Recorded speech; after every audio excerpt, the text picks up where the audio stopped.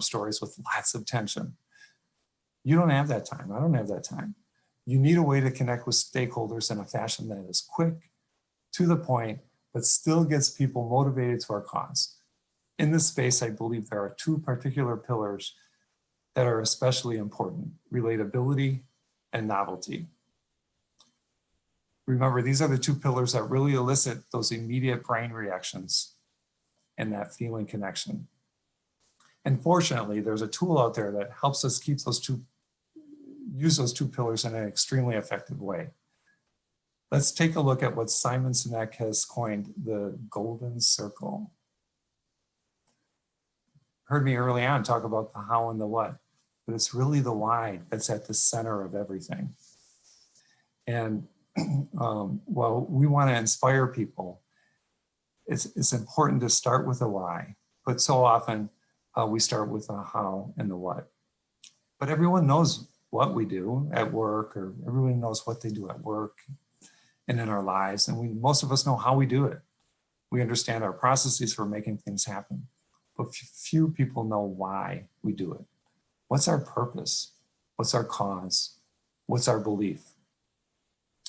If you check out his original TED Talk, you'll hear, among other stories, the explanation of why Apple seems so innovative and cool compared to all other tech companies.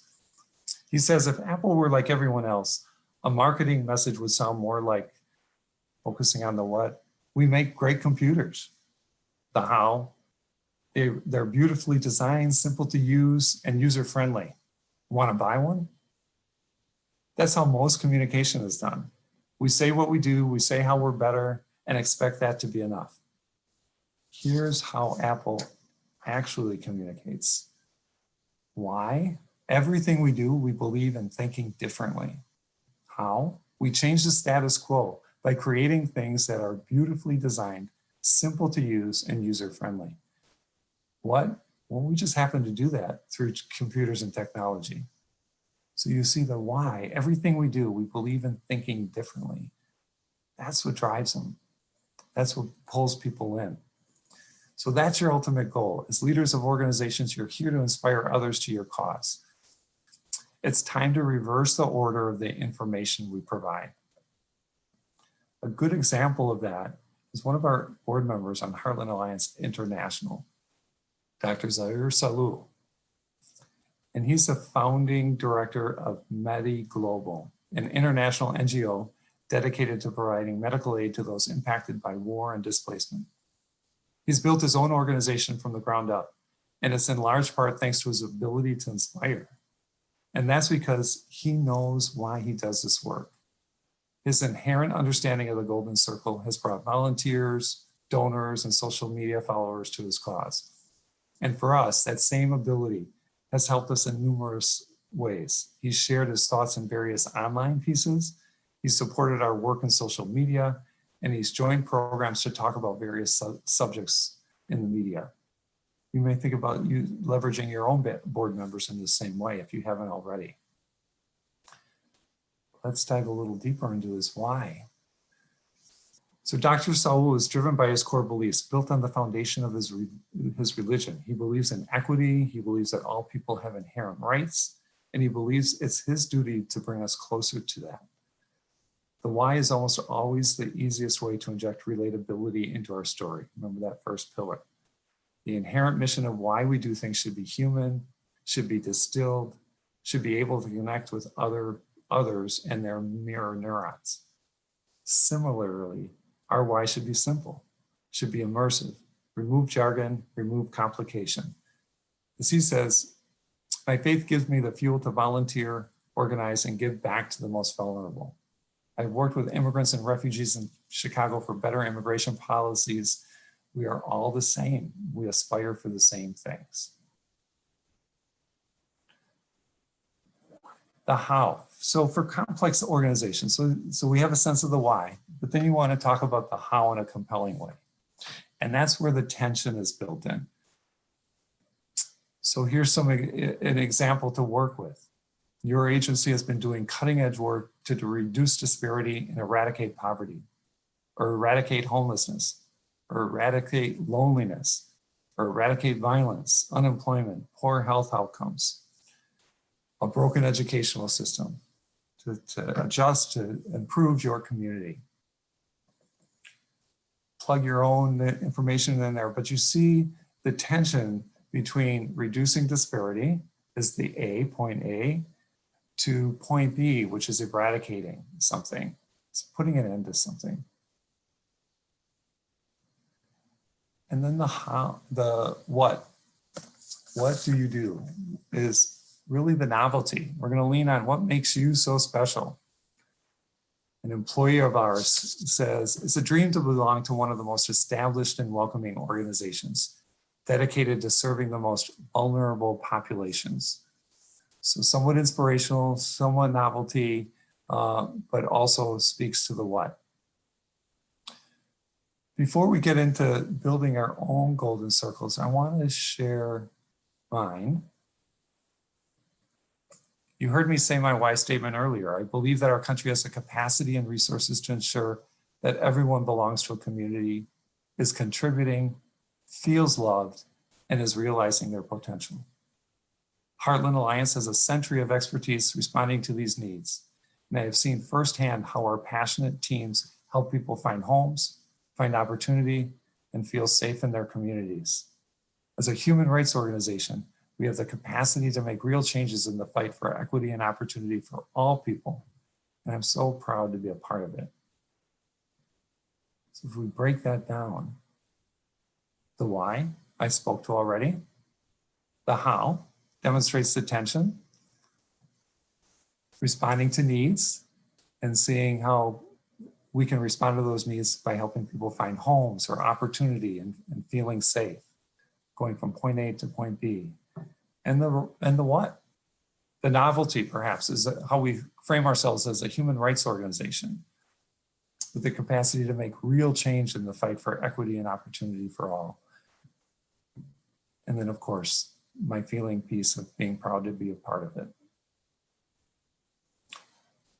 You know, I mentioned that I have Joe Dutra on the webinar with me as my esteemed colleague, and he's the true expert at this. I presented a lot of information, Joe.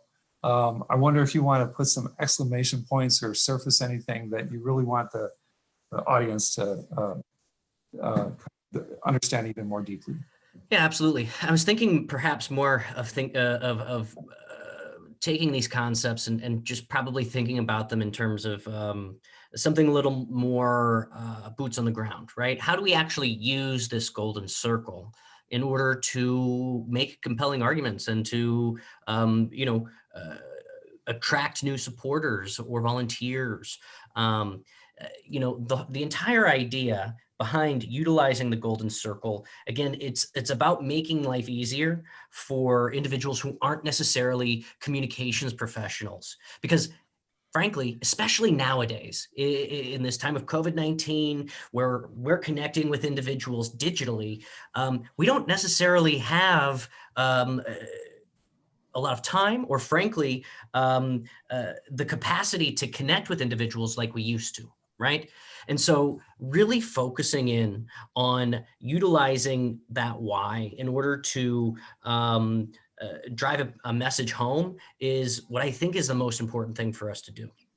When we're talking about perhaps making appeal letters or sending out emails or newsletters or what have you, a lot of times we like to start off our storytelling by perhaps kind of laying the groundwork for what it is that our program does, right?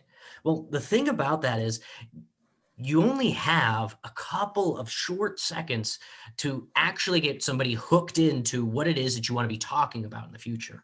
And so in our work at Heartland Alliance, but more importantly, in my own personal life, when I'm trying to get people to join a cause that I believe in, I forget about the mechanics of a program. I forget about what specifically the product is that I'm selling, right? More importantly, it's about creating an emotional attachment, right? This is something that's very familiar in like marketing circles, right? Branding, good branding isn't about explaining an entire product to an individual. Rather, it's about creating an emotional attachment to a concept. Okay. And so, you know, if you think about, for instance, Nike, right? Just do it. That doesn't mean anything, right? But when we see that swish, or when we hear somebody say, just do it, in our mind's eye, we can see Michael Jordan, you know, slam dunking, right? We can see Usain Bolt sprinting down a 100-yard dash. These connections in our head are inherently biologically based within us, right? And so when you use emotion rather than perhaps logic or you know, data, you're actually going to be able to attract more individuals to what it is that you believe in and get them motivated, right? So when it comes to your own work, when it comes to perhaps you know, it's the end of year, and we're actually doing end of year campaigns across all of our different companies, and we're pulling in volunteers and supporters and board members. My goal for making this as successful as possible is allowing individuals to connect with their own networks at a person-to-person level. But in order to do it really well, you lead with that emotional factor. You lead with what you believe in. You know, specifically with the HHCS board with David's company, you just saw very briefly how many different programs we have, and the scope of each program is very different, and so it can be very difficult to try and express all of the impacts and how and what it is that this organization does. So instead, we have individuals talk about what it is they believe in and why those beliefs are so fundamentally connected to the work that they do with David's company, right? When you lead with this emotional factor, with this fundamental foundational belief, it's so much easier for people to feel relatable with the cause. It's so much easier for your own messaging to be immersive. All of a sudden, when you're just talking about what you believe in, somehow the jargon that you use in your day-to-day life kind of slips away, right? Because what it does is it distills all of your work down into something that you feel in your heart, right? And so when we're trying to get your own storytelling in order as you try and bring in new supporters and so on and so forth, I think it's just critical for us to, you know, use the tools that our organizations provide us, but more importantly, lead with our own beliefs. You know, for instance, one of the most successful you know, community organizers, community leaders of our time, of the last century, led with what? I have a dream, right? There isn't a speech more notable, more memorable than Martin Luther King Jr.'s I Have a Dream speech, right? It doesn't go deep into policy. It doesn't go deep into what it is that we're trying to achieve. What it does is it provides a space where we can all come together and share in an ideal, right? So yeah, that's a bit extra, a little more focus on how we can actually take these concepts and use them. If you guys are going to go out there and start, you know, calling your own networks, your own social networks to arms to start doing some great things at the end of this year, when you're sharing your links to whether it's your stories or to your fundraising sites, don't go into the details about what your organization does. Go into why you do what you do and why you believe in the institutions that you work for and that you want people to support. That's great. Thanks so much, Joe. I encourage folks to put questions in the chat, but I also ask you that if you have pen and paper handy to take down questions that will help you think through your why, your how, and your what. So when you're developing your why statement, as Joe said, you're answering the question, what do you believe in? And then the second question is, how does the mission of your organization tie into your belief system? With the how, is how are specific programs in your organization really influencing your passion for this work? Who's served in those programs? What services are provided to those populations? And ideally, those questions help you build the tension in your story. Remember, helping somebody go from point A to point B. And then the what do these programs ultimately do for participants, for communities? Why are you uniquely positioned and qualified to do this work?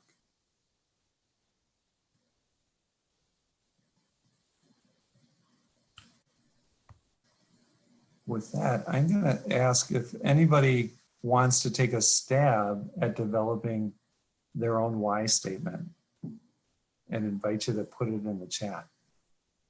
No pressure. And I'm going to stop sharing so that we can better see.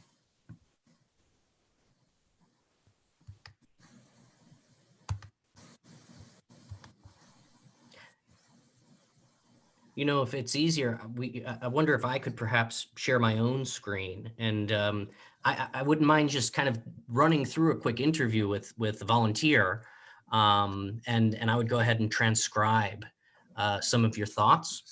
I do this a lot with a lot of program managers when we're talking about grant writing. And so it takes about 5 minutes for us to just have a basic conversation and distill down, you know, a unpolished, but still a great start at a golden circle statement. Does anybody feel like they've got, you know, the guts to volunteer a little bit?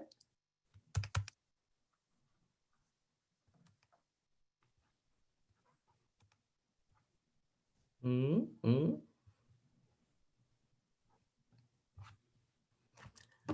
I might have to pick on John Issue here. All right, John. I've been through this already with you, so it'll be easy. Yeah, excellent. Well, thanks for jumping on. I appreciate it, man. Let me see if I can share my screen here. Let's see. There it is. Okay. Can everybody see my screen? Yes. Excellent. Okay, John, let's ask you a couple of quick questions. First things first. John, why do you do what you do? Well, we believe that traveling is a human right, and so that people shouldn't be held up with hurdles that are unnecessary due to a number of factors that are out of their control.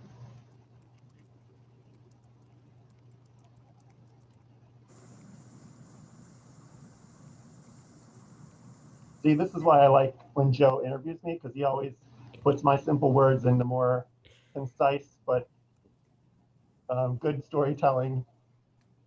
So here's the deal. This is all because I do this all the time, right? But when we ask ourselves these questions and we spend just a few moments thinking about it, writing it down, and when you write it down, you take it outside of yourself and there's a moment for reflection.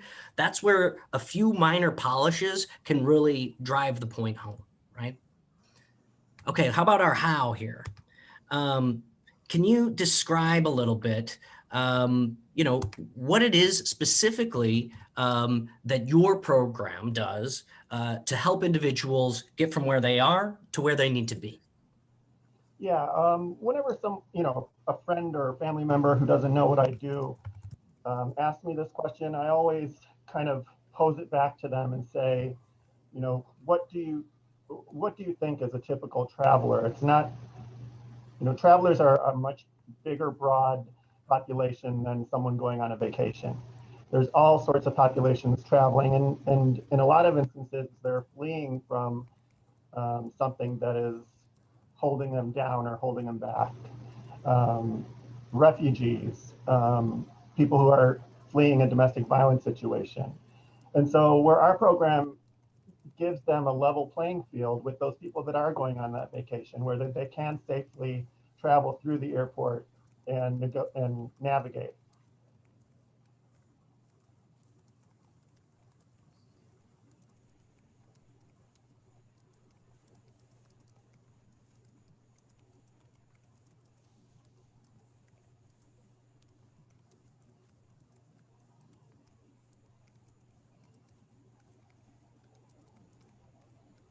Okay. Excellent. And then lastly, what ultimately does this mean for the people that you serve, right? Imagine, sort of that final product, that final stepping stone. Right, so it provides them the safety that they need. It provides them the tools to educate, to make them more independent, empowered travelers. And it depends. So when we're talking about participants or passengers, this is what I say. If Joe was to ask me or Tony, our volunteer managers, about the uniqueness of our volunteer program, there would be a whole other set of what do we do for those participants, our volunteers. Well, they provide, an outlet for giving back to the community. It provides them a social outlet amongst themselves. It provides them a sense of community with the airport entities, with the police, with TSA, with the airline employees. We also, and the other part of this is, what does our program ultimately do?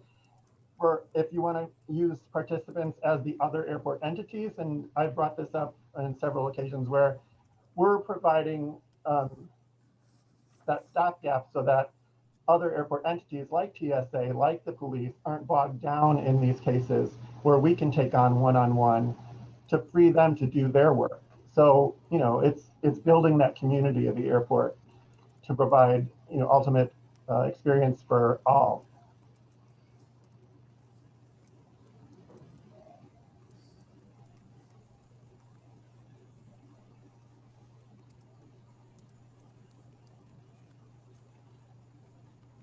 Great.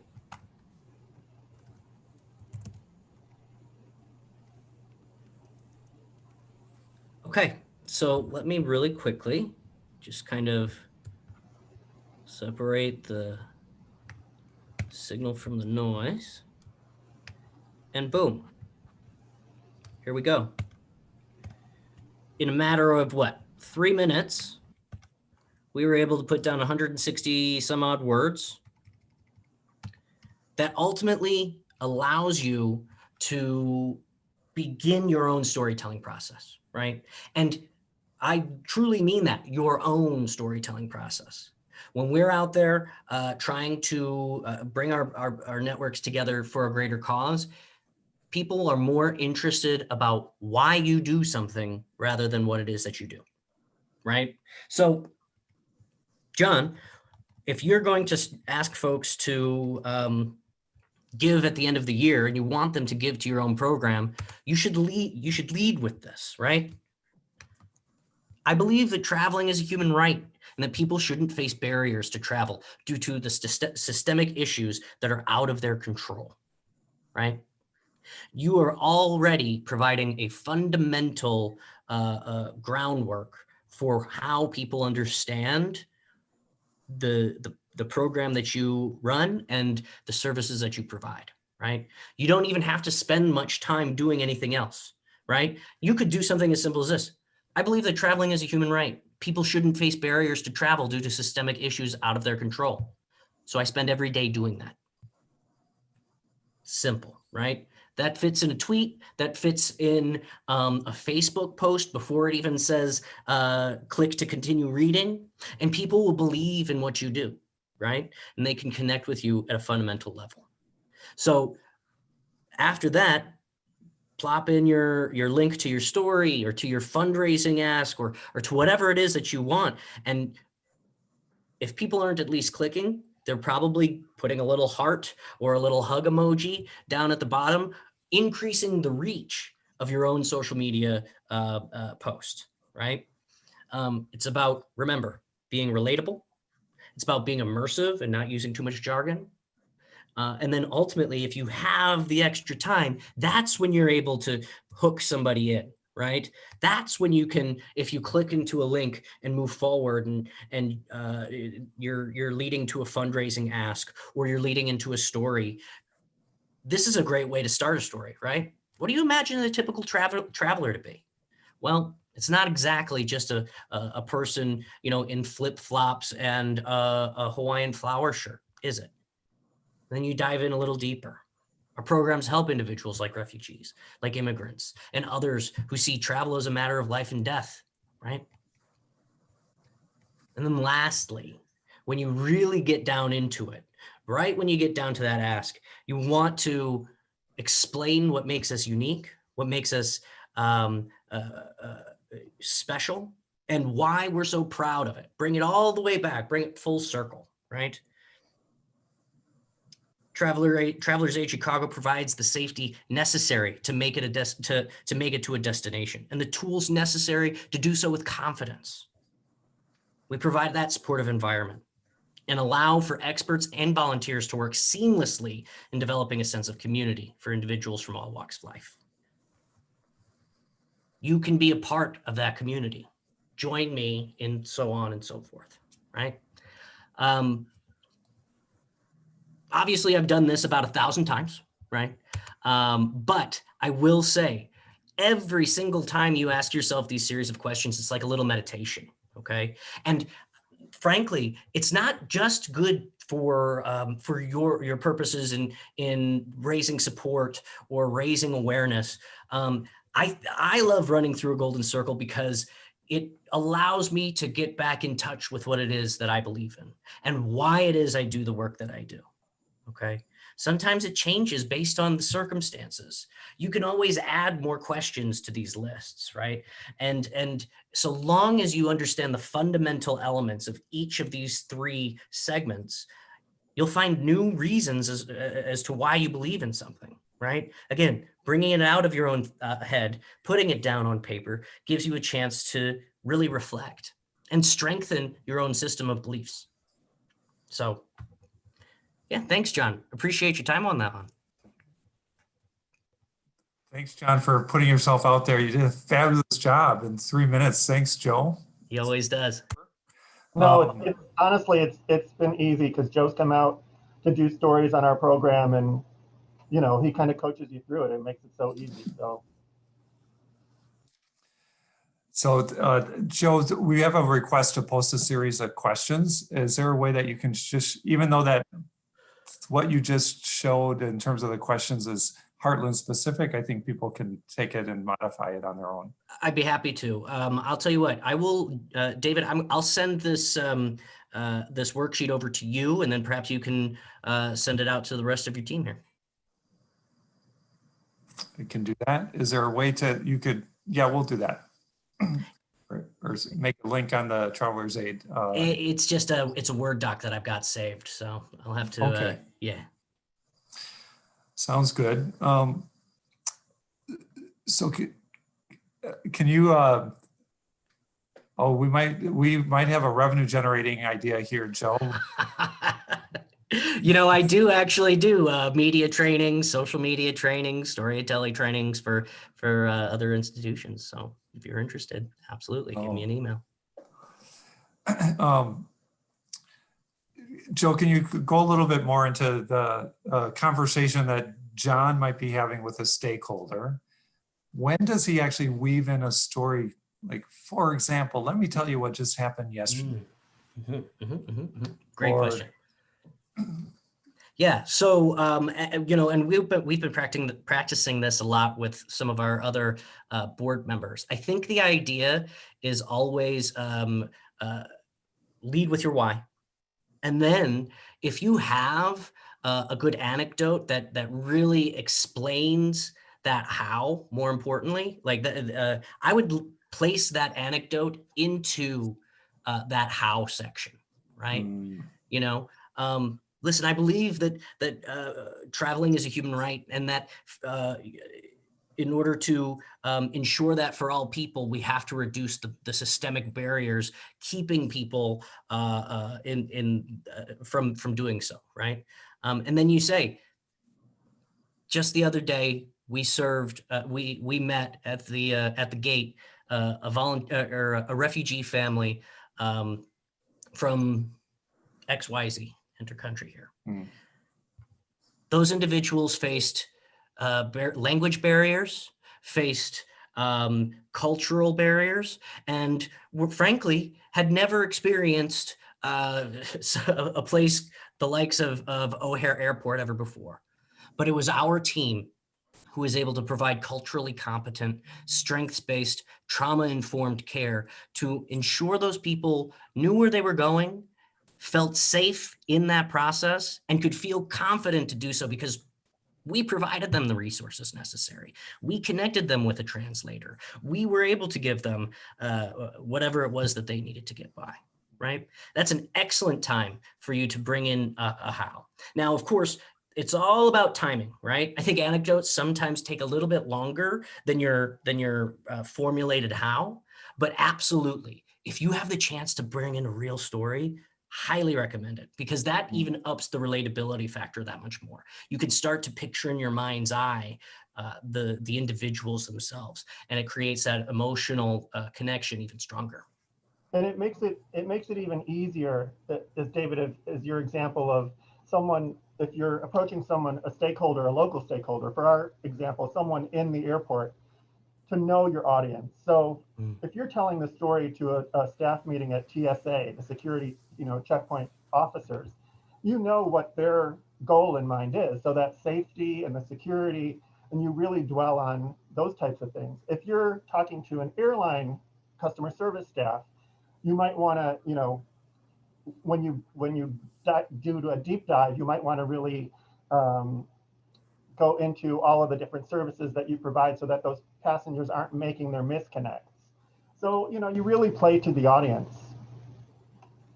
Absolutely. And there are times I've actually had to say this before. There are some spaces where immersion is exactly that. Like, it's dependent upon the audience.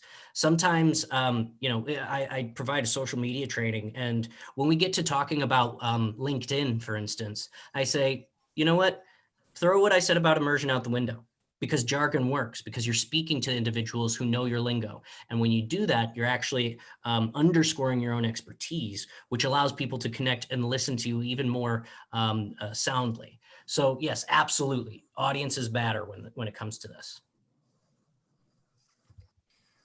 So Peter has a question. Lately, in my experience, stakeholders have been interested in how the pandemic has changed our work. And that is certainly true in my world. And one of the ways I go at that is if you take Traveler's Aid, for example. So I gave you my general why and my belief statement for the larger company.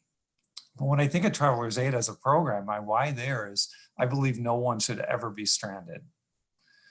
And so leading with that concept, I can talk to people about the how in terms of the how has kept so many people stranded.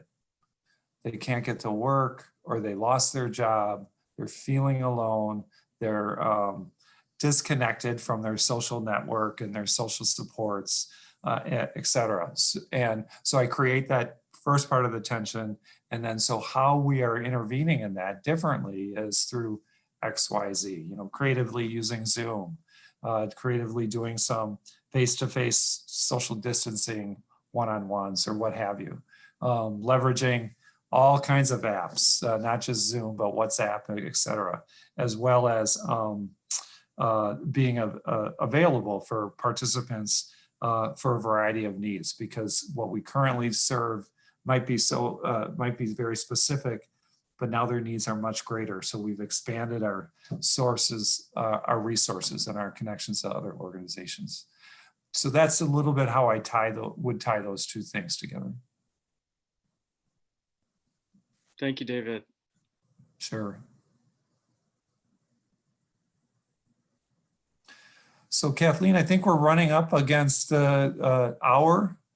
And if nobody has any other questions, I first want to thank Joe and for your support and for joining this call, John for putting yourself out there, and everybody else for participating. And of course, to Kathleen and Travelers Aid International for hosting this. So back to you, Kathleen. Well, I think I can speak for everyone that this was fabulous. I really appreciate what you've done. I know all the participants will as well, do as well. Are there any more questions that anyone has?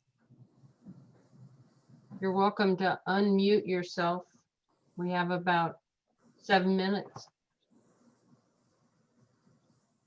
If not, we will be posting a copy of this on our website as soon as possible.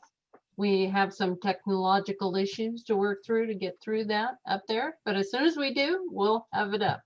I really appreciate it. It was wonderful. And I can see that the thank yous are coming in. Thank you for the opportunity. Thanks, No. everybody. Thank Yeah, you. Good job. Be safe. Betcha. Have a good day.